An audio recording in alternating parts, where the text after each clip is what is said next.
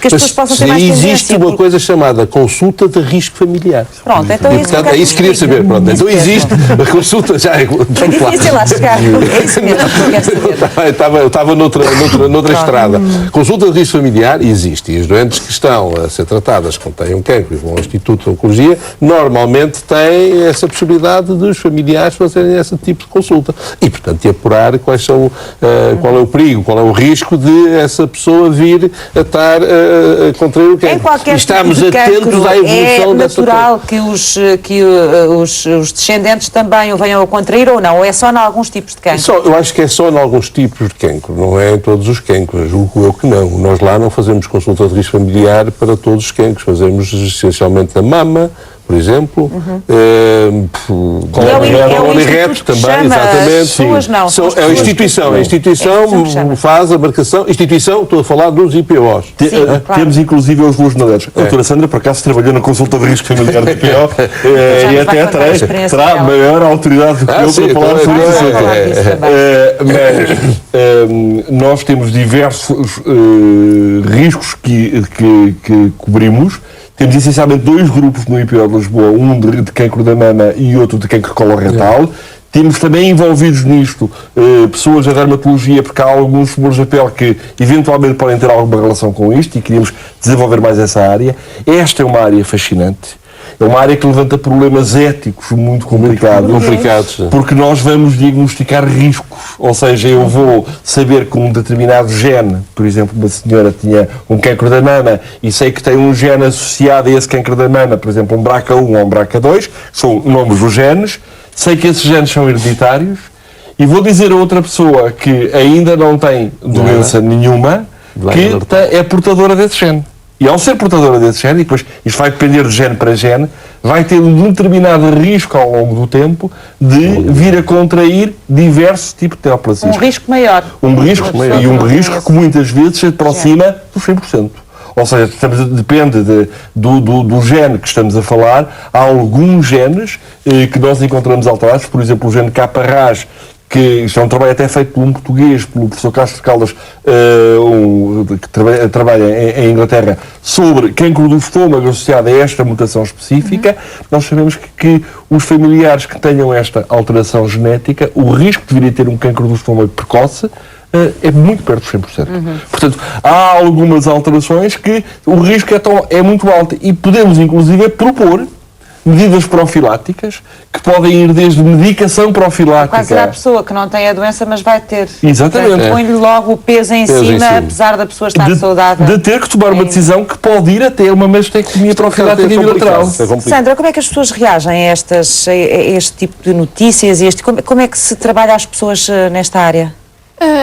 As pessoas, e nomeadamente aquelas que começam a perceber que podem vir a ter cancro, nós temos um instinto de sobrevivência, né? Percebem muito, pode haver aquele choque inicial, mas percebem muito que é o lutar pela vida, é um instinto natural. E portanto, como vimos aqui também o depoimento da Gabriela, é muito natural que, face a esta informação sólida e concreta, a pessoa opte por se prevenir e, de facto, muitas vezes ter que tirar ambas as mamas. E é uma situação que há uma partilha de informação, mas eu ia dizer doente, não é doente, portanto, é precisamente prevenir ser doente. A pessoa, nesse caso, assume essa posição. Aprende-se muito com nestas situações. São pessoas que decidem, e há muitos doentes que nos dizem a decisão está sempre do lado dos doentes, claro, não é? Claro, obviamente. E esses doentes são sempre acompanhados, falava aqui de forma profilática, é o quê? É-lhes indicado pelo médico que tipo de comportamento devem ter? Neste caso que a doutora Miranda estava a referir, e no caso concreto das doentes com um potencial muito grande para vir a desenvolver um cancro da mama, é retirar o órgão onde esse cancro se virá a desenvolver. Sem o ter desenvolvido antes? Sem o ter desenvolvido antes. E normalmente, quando isto é feito, vai-se analisar a mama que é retirada e já lá estão, algumas vezes, algumas células microscópicas que não se palpa nesse Isso é preciso uma grande dose de coragem, mesmo assim, numa pessoa, não é? Sabendo que não tem Mas ainda com a doença informação- desenvolvida Dada a da história familiar, penetrância, sabe? mas dada a Uma pessoa que penetrância do viu gene. a tia materna morrer com cancro da mama com 36 anos, que viu a mãe morrer com cancro da mama com 41 ou 42, não vai precisar de tanta coragem O cancro assim. da mama porque- no homem, não podemos esquecer. Oh, exatamente, ou o cancro da mama. Sim, que não se fala muito, Sim, não mas se fala também muito, mas existe, também não é? aparece. Tudo isto muitas vezes motiva muito mais as pessoas e, obviamente, as pessoas têm direito a tomar, inclusive, a opção de não quererem fazer, porque esta não é a única opção. Nós podemos propor fazer exames mais frequentes do que faríamos Vigilância mais de doente. apertada. Fazer vigilância com outro tipo de meios mais sofisticados, por exemplo, fazer ressonâncias magnéticas mamárias regulares para tentar fazer um diagnóstico precoce. E além disso, sabemos que estas doentes não têm só risco de cancro da mama habitualmente. Há outro tipo de órgãos onde podem aparecer neoplasias, como é o caso do ovário em alguns tipos, ou o pâncreas, ou a pele, ou o cólon, e têm todo um programa estruturado de vigilância que obriga a fazer uma série de exames para diagnóstico precoce ou para profilaxia. Também se pode fazer quimioprofilaxia. Em doentes com cancro da mama também se pode fazer hormonas para tentar prevenir que o cancro da mama apareça. Portanto, Não é hormonas, e obviamente... anti-hormonas. São Como quê? é? Anti-hormonas. Anti-hormonas, sim. O lado dos medicamentos é com a Sandra, dos tratamentos. Porque ela Eu ia gostaria acrescentar- de intervir salientando dois aspectos que nos preocupam a nós, mulheres sobreviventes de cancro da mama. O primeiro aspecto é a questão da comunicação e a questão da melhor compreensão do nosso tipo de cancro. A questão da análise imunopatológica, ou seja, o papelinho que nos é dado depois de nos ter sido retirada a peça. O papelinho lá diz uma série de coisas interessantíssimas, com esses tais bracos e não sei o quê, e nós, portanto, em princípio, não conseguimos compreender muito bem o nosso tipo de cancro. No entanto, a população feminina portuguesa hoje em dia já não é a população feminina portuguesa de há 20 anos. Claro. E, portanto, um dos aspectos fundamentais e que nós achamos que deve ser trabalhado é a questão da comunicação e da assertividade entre doentes e médicos. Porque os médicos também têm de saber comunicar com os seus doentes, têm de saber explicar as características do seu cancro e têm de o fazer de uma Explicar forma... ao nível da linguagem corrente. Ao às próprio- vezes. Linguagem entendível, claro. Ao nível da linguagem corrente, mas nós temos de saber perceber a nossa análise. E muitas vezes a grande questão é que nós vamos a uma consulta com o nosso médico oncologista, estamos completamente em estado de choque, portanto estamos assim meio atordoadas, não é? E entretanto temos um papel à nossa frente e na altura o médico oncologista até nos explica muito bem, mas nós não ouvimos nada. Sim. Não sabemos nada porque nós só estamos a pensar, olha, ai, ai, ai, natural, ai, isso é ai. Ok? um peso Pronto. tremendo. Portanto, a grande questão é que a relação entre médico e doente não pode ser só naquela altura. Portanto, tem de haver, de facto, uma personalização.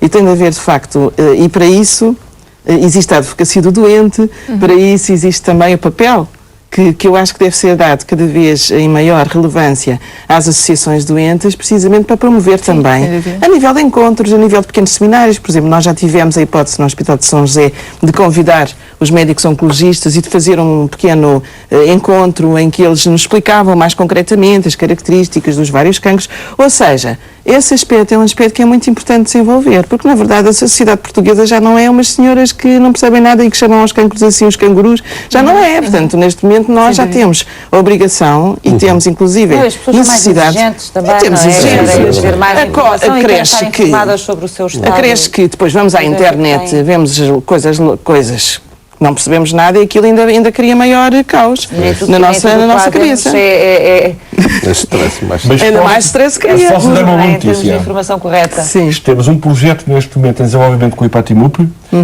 Eu conheço esse projeto. para um descodificador de análise anatomia patológica para os doentes e para os doentes poderem introduzir os dados da sua análise anatomia patológica e perceberem, de facto, em linguagem corrente o que é que lá está. Isso é fundamental.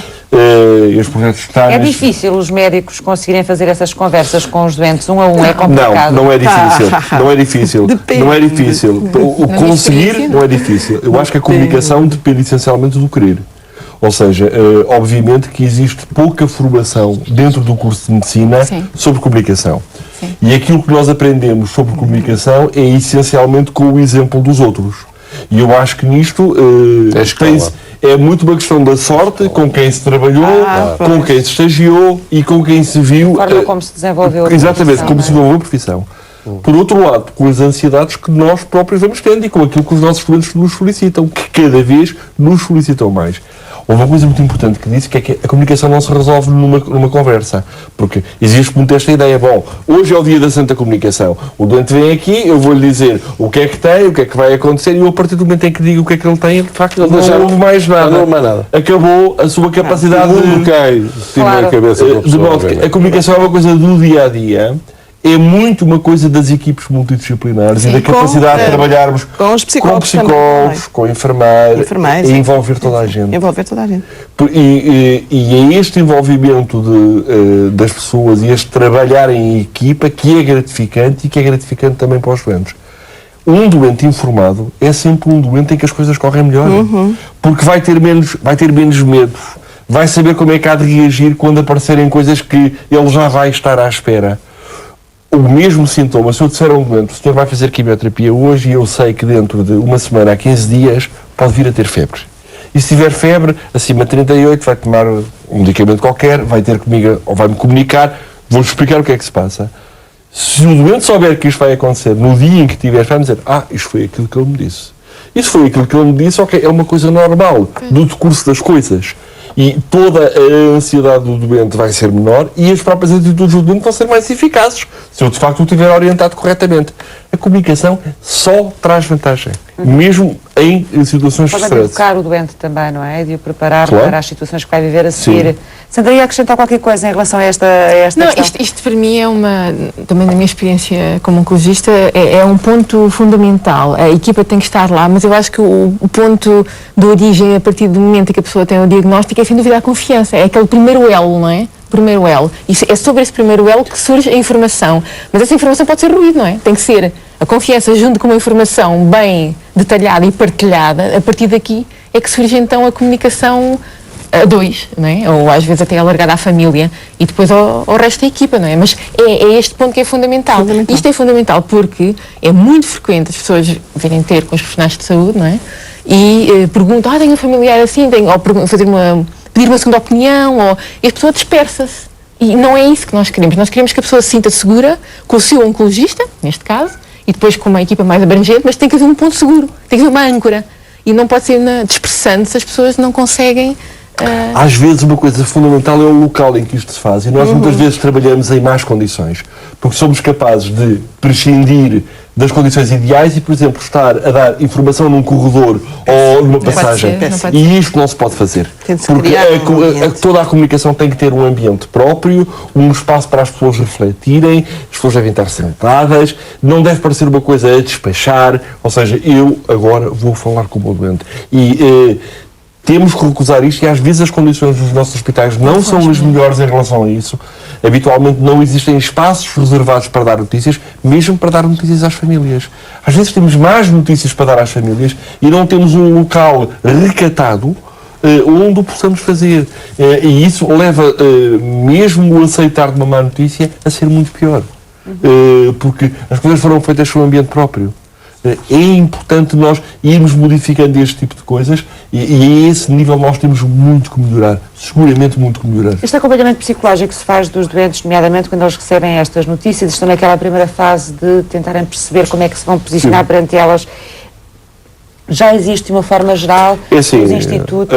Nos institutos sim, de oncologia sim, mas em todos não existe. Mas é ainda deficitário, particularmente a área da psicologia é uma área deficitária. Temos a psicologia organizada nos institutos de oncologia. Porque não há psicólogos que trabalhem nesta área, porque ainda não há uma sensibilidade a esta questão e não se investe o suficiente. Há pouca cultura de multidisciplinaridade. Ou seja, a cultura ainda, na maioria dos hospitais, ou pelo menos um número grande, é de trabalhar especialidade a especialidade. Eu faço cirurgia, opero, eu faço quimioterapia, a seguir eu faço radioterapia. E não integrar tudo isso. É uma filosofia que não existe, por exemplo, nos institutos de oncologia, que nós os doentes passam sempre para consulta multidisciplinar. As decisões terapêuticas são tomadas... O doente é avaliado na sua totalidade. É avaliado na sua totalidade e é avaliado por diversas especialidades que se vão fazer o roteiro terapêutico desse doente. Se é cirurgia primeiro, se é quimioterapia, se é radioterapia. Quer dizer, isso é feito com o doente, é explicado ao doente e, portanto... Mas isto tem vindo a aumentar, Ou seja, há cada vez mais hospitais têm vindo a modificar a maneira como orientam o cuidado a estes doentes e cada vez mais vemos pessoas preocupadas em juntarem vários especialistas para discutir os casos. Portanto, nota-se um esforço, nota-se que as pessoas percebem a importância, mas ainda temos muito que caminhar. Não, tem muito que Estamos quase no final. Vamos voltar um bocadinho ao princípio e aliviar também a conversa que ficou um bocadinho mais pesada, porque este assunto é um assunto importante, é um assunto que afeta muita gente e, como é óbvio, não é fácil receber-se, acho eu, em que circunstância for, receber-se uma notícia que se tem um problema oncológico. Tem havido muito na sociedade portuguesa nos últimos tempos uma tendência muito grande para uma espécie quase de autoprevenção com